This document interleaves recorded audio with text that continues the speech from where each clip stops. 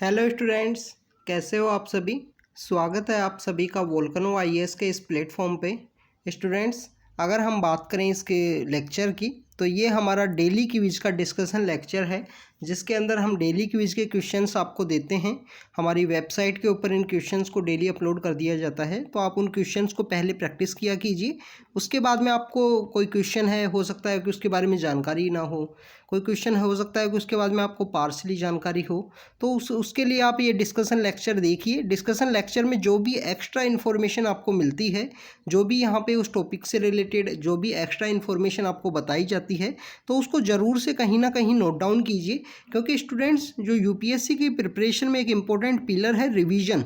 तो ये जो रिवीजन जो पिलर है, इसको फिलफिल करने के लिए कहीं पे अगर आप नोट्स बनाओगे तो इनको रिवाइज करना काफ़ी इंपॉर्टेंट होगा। दूसरा इंपॉर्टेंट बात ये है, आप इसको रिवाइज करने के लिए आप वीडियो को भी डबल स्पीड करके देख सकते हो, जो 2x स्पीड करके जिस तरीके से देखा जाता है, तो उस तरीके से आप रिवाइज करने के लिए उस तरीके से भी देख सकते हो। क्योंकि हमारे जो वीडियोज़ हैं वो उसमें डेली 5 क्वेश्चन ही होते हैं। और इसके अलावा स्टूडेंट्स, ये 5 क्वेश्चंस आपको कॉन्स्टेंटली आपकी जो कंसिस्टेंसी है उसको रखेगा कि आप प्रीलिम्स का जो मोड होता है, कम्प्लीटली जो प्रिपरेशन का क्वेश्चन एंड आंसर और या जो फैक्चुअल नॉलेज से रिलेटेड, तो वो सब आपको कंटिन्यू इस प्रोसेस के थ्रू देखने को मिलेगा।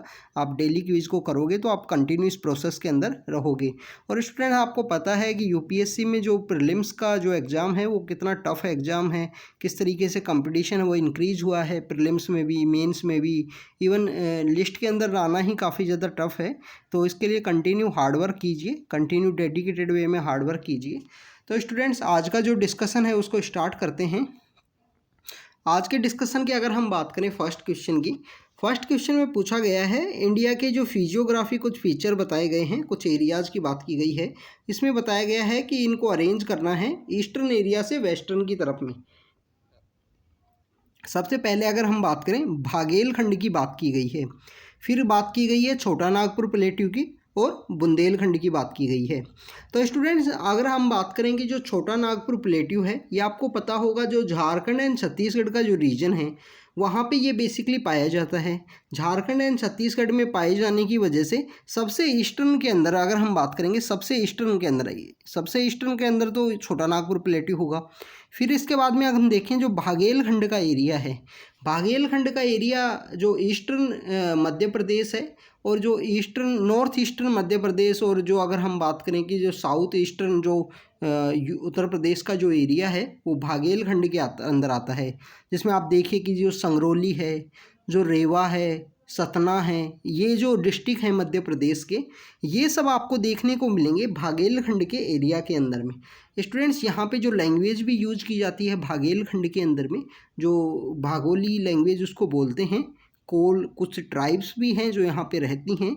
इसके अलावा जो सिंगरौली कोल माइंस है उसके बारे में आपको पता होना चाहिए। सिंगरौली कोल माइंस काफ़ी ज़्यादा इम्पोर्टेंट है। इसी एरिया से रिलेटेड एक क्वेश्चन है, एक बार केबीसी के अंदर पूछा गया था स्टूडेंट्स। यहाँ पे उत्तर प्रदेश का एक एरिया है, यहाँ पे एक डिस्ट्रिक्ट है, जिससे रिलेटेड एक क्वेश्चन था कि ऐसा कौन सा डिस्ट्रिक्ट है जो 4 या 5 स्टेट से उसका एरिया है, जो बॉर्डर है वो टच होती है। तो यहाँ पे उत्तर प्रदेश का एक डिस्ट्रिक्ट है, तो उसके बारे में आप ज़रूर कमेंट सेक्शन के अंदर बताना। इसी एरिया के अंदर गिरता है, रेवा सतना के आसपास, इलाहाबाद के पास एक डिस्ट्रिक्ट है उत्तर प्रदेश का। जो कौन सा डिस्ट्रिक्ट है जिसकी 3 या 4 स्टेट्स के साथ में बाउंड्री है वो टच होती है। तो आप केबीसी के अंदर 2011 के अंदर एक क्वेश्चन पूछा गया था, जो कौन बनेगा करोड़पति नाम से एक क्विज शो आता है। इसके अलावा स्टूडेंट्स, अगर हम बात करें बुंदेलखंड रीजन की, बुंदेलखंड का आपको पता है झांसी है, जो टीकमगढ़ है, ये जो डिस्ट्रिक्ट्स हैं, झांसी, हमीरपुर, महोबा, ये जो उत्तर प्रदेश के कुछ डिस्ट्रिक्ट्स हैं, ये आपको देखने को मिलेगा हमारे यहाँ पे कम्प्लीटली सेंट्रल इंडिया में, जो बेसिकली बुंदेलखंड। तो यहाँ पे आप देखिए कि सबसे पहले 2 है, फिर 1 है, फिर 3 है, और ये सब हमारे को दिया हुआ है ऑप्शन नंबर 1 में। तो ऑप्शन नंबर 1 यहाँ पे करेक्ट है, ए यहाँ पे करेक्ट आंसर होगा। स्टूडेंट्स, इसी तरीके से एक मैच द कॉलम 2016 का जो प्रीलिम्स का एग्ज़ाम हुआ था, 2016 के प्रीलिम्स के अंदर में इस तरीके से पूछ लिया गया था कि मैच द कॉलम में 4-5 जो एरियाज़ हैं उनका नाम दे रखा था, और ये कौन से एरिया में गिरते हैं। तो इस तरीके से आपको पता होना चाहिए कि कौन सा एरिया है जो ज्योग्राफिकली यहाँ जो फिजियोग्राफिक एरिया हैं जिन कौन कौन से डिस्ट्रिक्ट्स के अंदर वो आते हैं, तो उन सब के बारे में आपको पता होना चाहिए। तो यहाँ पे जो आंसर है वो ए आंसर है। सबसे पहले छोटा नागपुर प्लेट्यू है सबसे ईस्टर्न में, फिर आता है भागेलखंड जो सिंगरौली कोल माइंस और वो सब इलाका है, और ये रेवा सतना वाला। और इसके अलावा अगर हम बात करें बुंदेलखंड, झांसी, महोबा, हमीरपुर, टीकमगढ़, ये सब जो डिस्ट्रिक्ट्स हैं इनके बारे में आपने ज़रूर सुना होगा। तो स्टूडेंट्स ये हमारा फर्स्ट क्वेश्चन था। अब हम चलते हैं नेक्स्ट क्वेश्चन की तरफ। नेक्स्ट क्वेश्चन की बात करें तो यहाँ पे पूछा गया है कि इनमें से कौन सी जो टेक्निक्स हैं जिनको टाइगर जो सेंसस जो टाइगर एस्टीमेट कंडक्ट किया जाता है हर 4 साल के अंदर में। सबसे पहले तो आपको स्टूडेंट्स पता होना चाहिए कि ये जो एस्टीमेट है, जो टाइगर का जो सेंसस है, वो कंडक्ट किसके द्वारा किया जाता है। तो एक ऑर्गेनाइजेशन है NTC, national tiger conservation authority. इस ऑर्गेनाइजेशन को हमारा वाइल्ड लाइफ प्रोटेक्शन एक्ट जो है उसके अंदर अमेंड करके इसको बनाया गया था। 1972 के जो एक्ट है इसके अंदर अमेंड किया गया 2004 या 5 के समय में, और 2006 में ये ऑर्गेनाइजेशन है NTC वो इस्टेब्लिशमेंट हुआ।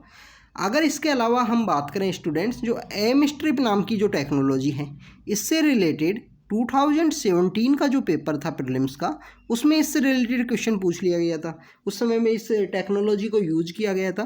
तो सी ट्रैप की बात करें, ये कैमरा ट्रैप है कि कैमराज को यूज किया जाता है वहाँ पे टाइगर के सेंसस के लिए, वहाँ उनको कैलकुलेट करने के लिए कि कितने टाइगर हैं, कितनी पॉपुलेशन है। एम स्ट्रिप है, इस टेक्निक को भी यूज किया जाता है। SECR जो मेथड है, इस जो मेथड है इसको भी यूज किया जाता है यहाँ पे। SECR मेथड की अगर हम बात करें, ये एक स्पेटियली एक्सप्लिसिट कैप्चर रिकैप्चर मेथड है। ये बेसिकली यूज होता है estimate population density from camera trap data. जो कैमरा का जो ट्रैप डाटा है उससे जो पॉपुलेशन की डेंसिटी कितनी है उसको कैलकुलेट करने के लिए SECR मेथड को यूज किया जाता है। इसके अलावा स्टूडेंट्स यहाँ पे और भी बहुत सारे मेथड्स हैं, जैसे एक्सट्रैक्ट कंपेयर है, मैक्सिमम एंट्रोपी मॉडल है। इस तरीके के बहुत सारे मॉडल्स हैं जो टाइगर की सेंसस को कंडक्ट करने के लिए यहाँ पे यूज किए जाते हैं, इन टेक्नोलॉजीज़ को, इन मेथड्स को। सबसे इम्पोर्टेंट बात स्टूडेंट्स, अभी रिसेंटली हमारी गवर्नमेंट के द्वारा एक डिसीजन लिया गया। गवर्नमेंट के द्वारा क्या डिसीजन लिया गया कि जो हमारे जो टाइगर्स के जो ये एरियाज़ हैं और जो एलिफेंट के एरियाज़ हैं ये पास पास ही होते हैं, इनका जो हैबिटेशन है वो आसपास ही मिलता है। तो यहाँ पे इनकी जो पॉपुलेशन है उसको क्यों ना साथ साथ कंडक्ट किया जाए। क्यों जो एलिफेंट का जो सेंसस है वो डिफरेंट कंडक्ट किया जाता है, क्यों टाइगर का जो है डिफरेंट कंडक्ट किया जाता है, क्यों ना इनका जो है जो साथ साथ किया जाए। तो अभी रिसेंटली इनको मर्ज किया गया है। इसके अलावा टाइगर के लिए जो आपको जो TX2 वाला जो प्रोविज़न था कि 2022 तक जो टाइगर की पॉपुलेशन डबल होनी चाहिए, ये जो टाइगर रेंज कंट्रीज़ हैं, 13 टाइगर रेंज कंट्री हैं स्टूडेंट्स। इन 13 टाइगर रेंज कंट्रीज़ ने 2010 के अंदर एक समिट हुई थी सेंट पीटर्सबर्ग उस समिट को बोलते हैं। 2010 के अंदर वो समिट हुई, सेंट पीटर्सबर्ग समिट। तो उसके अंदर कुछ वादे किए गए कंट्रीज के द्वारा कि टाइगर की पॉपुलेशन को इंक्रीज करना है। और स्टूडेंट्स इंडिया ने तो काफ़ी अच्छे से इसमें कंजर्वेशन से रिलेटेड एंटी पोचिंग जो एक्टिविटीज़ हैं उनको रोका, कंजर्व किया। टाइगर की पॉपुलेशन है वो कंटिन्यू इंक्रीज हुई है। आप देखिए कि सबसे ज़्यादा जो टाइगर्स हैं वो कहाँ पाए जाते हैं। मध्य प्रदेश का जो रीजन है, मध्य प्रदेश जो स्टेट है उसके अंदर सबसे ज़्यादा पॉपुलेशन है, कर्नाटका के अंदर है, उत्तराखंड के अंदर है। इस तरीके से जो हमारे स्टेट्स हैं जहाँ पे जो पॉपुलेशन है वो काफ़ी अच्छी पाई जाती है। तो आपको पता होना चाहिए आपके कौन कौन से जो स्टेट है, आपका जो स्टेट है, जो भी आप स्टूडेंट्स आपका स्टेट है तो उस स्टेट के अंदर कहाँ कहाँ टाइगर रिजर्व्स हैं उसके बारे में भी आपको पता होना चाहिए। तो यहाँ पे अगर हम आंसर की बात करें तो तीनों ऑप्शंस हैं वो करेक्ट हैं। तीनों टेक्नोलॉजीज़ को टाइगर एस्टीमेट के अंदर यूज़ किया जाता है। तो यहाँ पे जो आंसर होगा वो होगा डी आंसर। तो स्टूडेंट्स अब हम चलते हैं नेक्स्ट क्वेश्चन की तरफ। नेक्स्ट क्वेश्चन की अगर हम बात करें, next question is about the Lok Sabha से रिलेटेड है, लोकसभा की प्रोसीडिंग से रिलेटेड है। इसके अंदर में पूछा गया है कि ये जो बेसिकली कुछ प्रोसीडिंग से रिलेटेड कुछ टूल्स हैं जिनको यहाँ पे इनमें से कौन सा जो एक्शन है जो वहाँ जो लोकसभा का जो प्रिसाइडिंग ऑफिसर है, जो स्पीकर है, उसके द्वारा लिया जा सकता है। तो स्टूडेंट्स इन सब के बारे में हम देखते हैं। सबसे पहले बात करते हैं सम्मन की। तो सम्मन बेसिकली आपको पता है कि प्रेसिडेंट के द्वारा किया जाता है। जब भी जो यहाँ पे पार्लियामेंट के जो हाउसेज हैं, इनके बीच में कभी भी दो हाउसेज के जो सेशन होते हैं, दो सेशंस के बीच में जो डिफरेंस है वो 6 महीने से ज़्यादा नहीं होना चाहिए। और ये कहाँ पे लिखा हुआ है? ये हमारे आर्टिकल 85 के अंदर लिखा हुआ है। आर्टिकल 85 में बोला है कि दो सेशन जो पार्लियामेंट के जहाँ पे मिलके जो डिस्कशन करते हैं, डेलिब्रेशन करते हैं, वो जो इम्पोर्टेंट है हमारे डेमोक्रेसी के सर्वाइवल के लिए, हमारे पार्लियामेंट्री डेमोक्रेसी के लिए, तो इन दो सेशंस के बीच में जो टाइम पीरियड है वो कभी भी 6 महीने से ज़्यादा नहीं होना चाहिए। पार्लियामेंट या कॉन्स्टिट्यूशन के द्वारा यहाँ पे ऐसा कुछ भी नहीं कहा गया कि पार्लियामेंट को 3 बार मिलना चाहिए, 5 बार मिलना चाहिए या 10 बार मिलना चाहिए, ऐसा कोई बात नहीं की गई है। कॉन्स्टिट्यूशन के द्वारा यहाँ बताया गया है कि दो सेशंस के बीच में 6 महीने से ज़्यादा का वक्त नहीं होना चाहिए। सेकंड, अगर हम बात करें प्रोरोगेशन की, तो स्टूडेंट्स आपको पता है कि कोई भी जो हाउस का जो सीटिंग है, हाउस का यहाँ पे सीटिंग में आप देखिए कि जैसे स्पीकर आए, स्पीकर प्रिसाइडिंग ऑफिसर बैठे, अपोजिशन के लीडर्स के द्वारा यहाँ पे अगर हाउस को डिस्टर्ब करने की कोशिश की, हाउस का जो बिजनेस है उसको नहीं चलने दिया, तो यहाँ पे हाउस को उनके द्वारा कर दिया जाता है एडजर्न। स्पीकर के द्वारा यहाँ पे किया जा सकता है एडजर्न। तो एडजर्न तो किया जा सकता है स्पीकर के द्वारा। अब एडजर्न करने के बाद में अगर हाउस को यहाँ एडजर्न करने के बाद में जब भी हाउस को एडजर्न किया जाएगा प्रिसाइडिंग ऑफिसर के द्वारा, तो वहाँ पे बताया जाएगा स्टूडेंट्स कि हाउस की जो नेक्स्ट मीटिंग है आफ्टर द 30 मिनट होगी या आफ्टर 2 डेज होगी। इस तरीके से टाइम पीरियड दिया जाता है। एक होता है एडजर्नमेंट सिंडाई। एडजर्नमेंट सिंडाई में कभी भी टाइम नहीं बताया जाता, सेशन को ख़त्म करने के समय में इस तरीके से बेसिकली प्रिसाइडिंग ऑफिसर के द्वारा किया जाता है एडजर्नमेंट सिंडाई। जब एडजर्नमेंट सिंडाई हो जाएगा उसके बाद में प्रोरोगेट किया जाता है, प्रोरोगेशन किया जाता है। एक जो सेशन है उसको ऑफिशियली ऑर्डर के थ्रू टर्मिनेट करने का जो प्रोसेस है ये प्रेसिडेंट के द्वारा किया जाता है प्रोरोगेशन। ये भी बेसिकली आर्टिकल 85 का जो क्लोज है 2 उसके अंदर ये चीज़ लिखी हुई है। फिर आता है स्टूडेंट डिसोल्यूशन की बात कि लोकसभा को भंग कर दिया गया। तो लोकसभा को जो भंग करने का जो अधिकार है वो हमारे प्रेसिडेंट के पास है। ऑटोमेटिकली एक तो लोकसभा को डिजोल्व किया जाता है। ऑटोमेटिकली डिजोल्व किस तरीके से किया जाता है स्टूडेंट्स? सबसे पहले ऑटोमेटिकली कि 5 ईयर का टाइम पीरियड का एंड हो गया हो। इसके अलावा डिजोल्व किया जाता है कि समय से पहले भी अगर यहाँ पे काउंसिल ऑफ मिनिस्टर्स के द्वारा यहाँ डिसीजन ले लिया गया है और उसके ऊपर प्रेसिडेंट को अप्लाई करना होता है, उसके ऊपर में वो प्रेसिडेंट के लिए बाइंडिंग होता है, तो प्रेसिडेंट के द्वारा यहाँ पे बेसिकली बोला जा सकता है कि वो जो काउंसिल ऑफ मिनिस्टर के द्वारा समय से पहले डिजोल्व करने के लिए बोला जा सकता है, तो वहाँ प्रेसिडेंट उसको डिजोल्व कर देते हैं। आप देखिए कि जब हमारे ऑनरेबल अटल बिहारी वाजपेयी का जो समय था, अटल बिहारी वाजपेयी के समय में 2004 में जो जनरल इलेक्शन अप्रैल और मई के समय में हुए थे, ये जनरल इलेक्शन आपको पता है स्टूडेंट्स कि अक्टूबर के समय होते ये जनरल इलेक्शन। पर 6 मंथ पहले आप देखिए कि 2003 के समय में 5 स्टेट्स के अंदर वहाँ पे इलेक्शन हुए थे। तो ये आई थिंक पॉलिटिकल पर्पज हो सकता है या और कुछ। तो उन 5 स्टेट्स के अंदर में जो उनकी जो पार्टी थी उन्होंने काफ़ी अच्छा परफॉर्म किया उस समय में, तो इसकी वजह से समय 6 मंथ पहले उन्होंने डिजोल्व करा दिया। डिजोल्व को इसलिए भी करवाया था कि उनको लग रहा था कि जो यहाँ पे जो मैंडेट है वो काफ़ी अच्छा आएगा उनके फेवर में। उस समय जो नंबर्स थे वो काफ़ी अच्छे आए थे। दोनों पार्टीज़ के जो नंबर्स थे वो ज़्यादा डिफरेंस नहीं था, दोनों पार्टीज़ के नंबर में लिटिल बिट डिफरेंस था। तो ये यहाँ पे हमारा एक ब्यूटिफिकेशन भी है कि यहाँ पे जो पार्टी है जिसके कम नंबर आए, तो उसके द्वारा इस तरीके से नहीं है कि अभी रिसेंटली कुछ कंट्रीज़ में ये आपको शो हुआ था कि जहाँ पे जो नंबर्स हैं वो कम आए, उसके बाद में उनके द्वारा जो पावर है वो नहीं उसको लॉस किया गया। पावर जो सेंटर ऑफ पावर है उसको उसके लिए कंटिन्यू वो वहाँ के सुप्रीम कोर्ट में चले गए।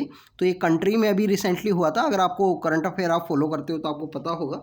तो इस तरीके से उन्होंने समय से पहले 2004 के जनरल इलेक्शन के 6 महीने पहले उन्होंने चेंज किया था। तो ये बेसिकली डिजोल्यूशन से रिलेटेड है कि समय से पहले भी किया जा सकता है।